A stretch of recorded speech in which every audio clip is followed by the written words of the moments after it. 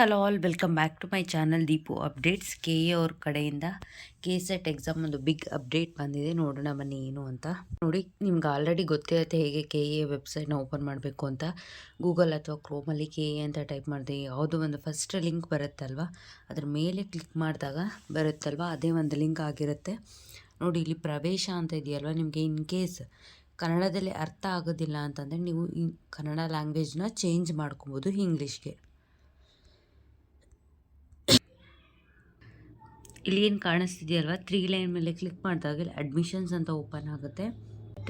20 ಏನು ಇಲ್ಲಿ ಕಾಣಿಸ್ತಿದೆಯಲ್ವ, KSET 2025 assistant professor result link ಅಂತ ಕಾಣಿಸ್ತಿದೆಯಲ್ವ, ಇಲ್ಲಿ ಕ್ಲಿಕ್ ಮಾಡಿದಾಗ ಈಗ ಆಲ್ರೆಡಿ ಫೈನಲ್ ಕೀ ಆನ್ಸರ್ ಬಿಟ್ಟಿದ್ದಾರೆ. ನೀವು ಒಂದ್ಸತಿ ಕ್ರಾಸ್ ಚೆಕ್ ಮಾಡ್ಕೋಬೋದು.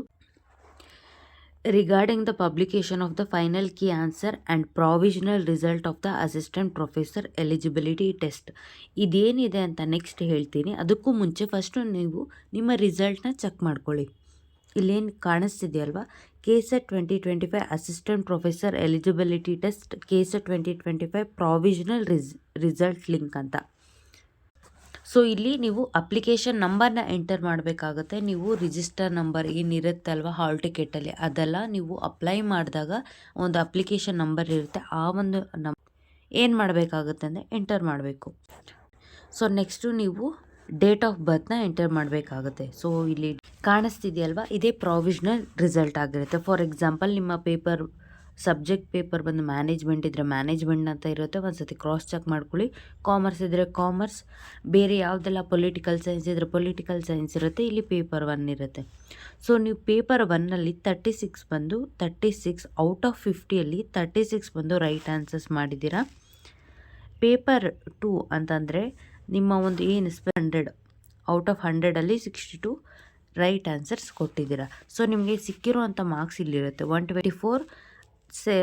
ಪೇಪರ್ 1ನಲ್ಲಿ 72 ಸ್ಕೋರ್ ಮಾಡಿದ್ದೀರಾ. ಸೊ ಇಲ್ಲಿ ನೀವೇನು ಮಾಡಬೇಕಾಗುತ್ತೆ, ಶೋ ಡೀಟೇಲ್ಸ್ನಲ್ಲಿ ಕ್ಲಿಕ್ ಮಾಡಬೇಕಾಗುತ್ತೆ. ನಿಮ್ಗೆ ಫಾರ್ ಎಕ್ಸಾಂಪಲ್, ನೀವು ಮಾರ್ಕ್ ಮಾಡಿರುವಂತಹ ಆನ್ಸರ್ ಬಂದು 1 ಆಗಿರುತ್ತೆ, ಕೀ ಆನ್ಸರ್ ಬಂದು 3. ಸೊ ಈಗ ಆಲ್ರೆಡಿ ಕೀ ಆನ್ಸರ್ ಬಿಟ್ಟಿದ್ದಾರೆ ಅಲ್ವಾ, ಕೀ ಆನ್ಸರ್. ಸೊ ಇದು 3 ಆಗಿರುತ್ತೆ. ಕ್ಯಾಂಡಿಡೇಟ್ ಒಬ್ಟೈನ್ಡ್ ಮಾರ್ಕ್ಸ್ ಬಂದು ಇಲ್ಲಿ ಕಾಣಿಸುತ್ತೆ.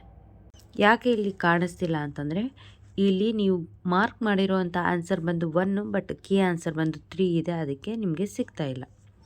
ಸೊ ನೆಕ್ಸ್ಟ್ ಮತ್ತೆ ಥರ್ಡ್ ಕ್ವೆಶನ್ಗೆ ನೀವು ಕೀ ಆನ್ಸರು, ನೀವು ಮಾರ್ಕ್ ಮಾಡಿರೋ ಆನ್ಸರ್ ಬಂದು 1 ಆಗಿದೆ, ಇಲ್ಲಿ ಕೀ ಆನ್ಸರ್ ಬಂದು 1 ಆಗಿದೆ. So you are getting marks. So ಈ ರೀತಿಯಾಗಿ ಪ್ರತಿಯೊಂದು 100 ಕ್ವೆಶನ್ ಏನಿದೆ, 100 ಕ್ವೆಶನ್ಗೂ ಏನಾಗಿದೆ, ಅವರು ಕೀ ಆನ್ಸರ್ ಮತ್ತು ನೀವು ಯಾವ ಒಂದು ಮಾರ್ಕ್ ಮಾಡಿದ್ದೀರಾ ಆನ್ಸರ್ ಅದು ಮತ್ತು ಮಾರ್ಕ್ಸ್ ಇಷ್ಟೂ ಇಲ್ಲಿ ಏನಾಗುತ್ತೆ ನೋಡಿ, ಔಟ್ ಆಫ್ 100 62 ಆನ್ಸರ್ ಕರೆಕ್ಟ್ ಆಗಿದೆ, 38 ರಾಂಗ್ ಆನ್ಸರ್ ಮಾಡಿದಿರ. ನಿಮಗೆ ಟೋಟಲ್ ಮಾರ್ಕ್ಸ್ ಸಿಕ್ಕಿರೋದು ಬಂದು 124 ಆಗಿರುತ್ತೆ. ಈ ರೀತಿಯಾಗಿ ಚೆಕ್ ಮಾಡಿದಾಗ ನಿಮಗೇನಾದರೂ ಕೆಲವೊಂದು ಕ್ವೆಶನ್ ನೀವು ಕರೆಕ್ಟ್ ಮಾಡಿದ್ದೀರ, ಬಟ್ ಆದರೂ ಕೀ ಆನ್ಸರಲ್ಲೂ ಅಥವಾ ಫೈನಲ್ ಕೀ ಆನ್ಸರ್ ಬಿಟ್ಟಿದ್ದಾರಲ್ವ, ಅದರಲ್ಲೂ ಕರೆಕ್ಟ್ ಇದೆ, ಬಟ್ ಇಲ್ಲೇನೋ ಮಿಸ್ಟೇಕ್ ಅಂತ ಏನಾದರೂ ಯಾವುದಾದ್ರೂ ಕ್ವೆಶನ್ ಅಬ್ಜೆಕ್ಷನ್ ಇದ್ದರೆ ಅದನ್ನು ಅಪ್ಲೈ ಮಾಡೋದಕ್ಕೆ ಲಿಂಕ್ ಬಿಟ್ಟಿದ್ದಾರೆ. ಸೊ ಅದನ್ನು ಒಂದು ಸತಿ ಈಗ ನೋಡೋಣ ಬನ್ನಿ. ಸೊ ಇಲ್ಲಿ ಕ್ಲೋಸ್ ಮಾಡಿ. ಸೊ ಇದೇ ರೀತಿಯಾಗಿ ಪೇಪರ್ 1 ಸಹ ನೀವು ಚೆಕ್ ಮಾಡ್ಬೋದು. 2 ಪೇಪರ್ನ ಕ್ರಾಸ್ ಚೆಕ್ ಮಾಡಾದ್ಮೇಲೆ ನಿಮ್ಗೆ ಏನಾದರೂ ಅಬ್ಜೆಕ್ಷನ್ ಇದ್ದರೆ ಹೇಗೆ ಅಬ್ಜೆಕ್ಷನ್ ನೋಡೋದು ಅಂತ ಬನ್ನಿ. 2ನೇ ತಾರೀಕು ಎಕ್ಸಾಮ್ ನಡೆದಿದೆ. ನೆಕ್ಸ್ಟು ಕೀ ಆನ್ಸರ್ಸ್ನ 4th ಬಿಟ್ಟಿದ್ದಾರೆ. ನೆಕ್ಸ್ಟ್ ಆಕ್ಷೇಪಣೆ, ಇದರಲ್ಲಿ ಅಬ್ಜೆಕ್ಷನ್ ಇದ್ದಿದ್ದು 6ನೇ ತಾರೀಕು ಬಿಟ್ಟಿದ್ದಾರೆ. ಸೊ ಇದೆಲ್ಲ ಆದಮೇಲೆ ಇಲ್ಲೇನಿದೆಲ್ಲ ಪ್ರಕಟಿತ ಕೀ ಉತ್ತರಗಳಲ್ಲಿ ಅಭ್ಯರ್ಥಿಗಳಿಂದ ಸ್ವೀಕೃತವಾದ ಆಕ್ಷೇಪಣೆಗಳನ್ನು ವಿಷಯ ತಜ್ಞರ ಸಮಿತಿಯ ಮೂಲಕ ಪರಿಶೀಲಿಸಿ ವಿಷಯ ತಜ್ಞರ ಶಿಫಾರಸ್ಸಿನಂತೆ ಪರಿಷ್ಕೃತ ಕೀ ಉತ್ತರಗಳನ್ನು ದಿನಾಂಕ 12/11/2025 ಮತ್ತು ಅಂತಿಮ ಕೀ ಉತ್ತರಗಳನ್ನು ದಿನಾಂಕ 15/11/2025 ವೆಬ್ಸೈಟ್ನಲ್ಲಿ ಪ್ರಕಟಿಸಲಾಗಿದೆ. ಅಂತಿಮ ಕೀ ಉತ್ತರಗಳ ಅನ್ವಯ ಅಭ್ಯರ್ಥಿಗಳು ಪರೀಕ್ಷೆಯಲ್ಲಿ ಗಳಿಸಿದ ತಾತ್ಕಾಲಿಕ ಅಂಕಪಟ್ಟಿಯನ್ನು, ಅಂದರೆ result, it is not final, ತಾತ್ಕಾಲಿಕ ಅಂಕಪಟ್ಟಿಯನ್ನು ಪ್ರಾಧಿಕಾರದ ವೆಬ್ಸೈಟ್ನಲ್ಲಿ ಪ್ರಕಟಿಸಲಾಗಿದ್ದು, ಸದರಿ ತಾತ್ಕಾಲಿಕ ಅಂಕಪಟ್ಟಿಗೆ ಆಕ್ಷೇಪಣೆಗಳಿದ್ದಲ್ಲಿ ಪ್ರಾಧಿಕಾರದ ವೆಬ್ಸೈಟ್ನಲ್ಲಿ ಒದಗಿಸಲಾದ ಲಿಂಕ್ ಮೂಲಕ ದಿನಾಂಕ 17/11/2025 ಮಧ್ಯಾಹ್ನ 12ರೊಳಗೆ ಪೂರಕ ದಾಖಲೆಗಳೊಂದಿಗೆ ಆಕ್ಷೇಪಣೆ ಸಲ್ಲಿಸಬಹುದಾಗಿದೆ.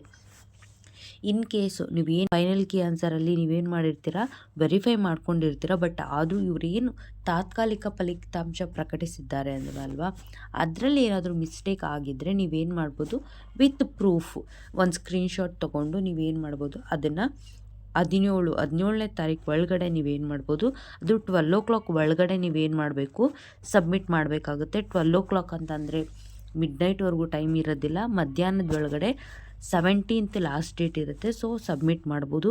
ಇದಾಗಿರುತ್ತೆ ಈ ಒಂದು ಕಂಪ್ಲೀಟ್ ಇನ್ಫಾರ್ಮೇಷನ್ನು. ಸೊ ಈ ಇನ್ಫಾರ್ಮೇಷನ್ನ ಯಾರೆಲ್ಲ ಈ ಬಾರಿ KCET ಎಕ್ಸಾಮ್ ಬರೆದಿದ್ದಾರೆ ಅವ್ರಿಗೆಲ್ಲ ಶೇರ್ ಮಾಡ್ಕೊಳ್ಳಿ. ಇನ್ನೂ ಏನಾದರೂ ಹೆಚ್ಚಿನ ಡೌಟ್ಸ್ ಇದ್ದರೆ ಕಮೆಂಟ್ ಸೆಕ್ಷನಲ್ಲಿ ಕಮೆಂಟ್ ಮಾಡಿ, ರಿಪ್ಲೈ ಮಾಡ್ತೀನಿ. ಇಲ್ಲ ಅಂದರೆ ನೆಕ್ಸ್ಟ್ ವಿಡಿಯೋದಲ್ಲಿ ಹೇಗೆಲ್ಲ ಪ್ರೋಸೆಸ್ ಇದೆ ಅಂತ ಎಕ್ಸ್ಪ್ಲೈನ್ ಮಾಡ್ತೀನಿ. Thank you for watching this video.